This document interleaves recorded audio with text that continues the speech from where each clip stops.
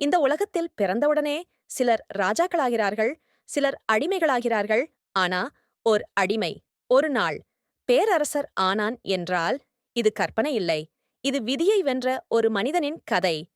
பல ஆண்டுகளுக்கு முன் ஒரு சிறுவன் போரில் பிடிபட்டு அடிமை சந்தையில் விற்கப்பட்டான். அவனின் பெயர் ஆரவ்.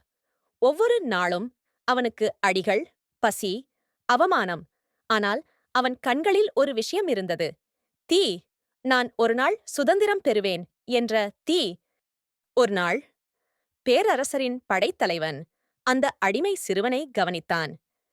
இந்த பையனுக்கு புத்தி இருக்கு, தைரியம் இருக்கு. அவனை அரண்மனைக்கு அழைத்தான். போர்களைக் கற்றுத்தந்தான். வாசிக்கவும் எழுதவும் கற்றுத்தந்தான்.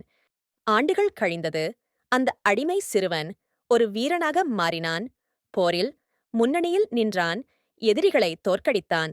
மக்கள் அவனை நேசித்தார்கள். படை அவனை மதித்தது. ஒரு நாள் பழைய பேரரசர் இறந்தார். அடுத்த ராஜா யார்? படை சொன்னது. ஆரவ்தான் எங்கள் தலைவர். அடிமையாக வந்தவன் அரியணையில் அமர்ந்தான். அன்று வரலாறு மாறியது. சங்கிலிகள் உடலை கட்டலாம், ஆனால் கனவுகளை இல்லை.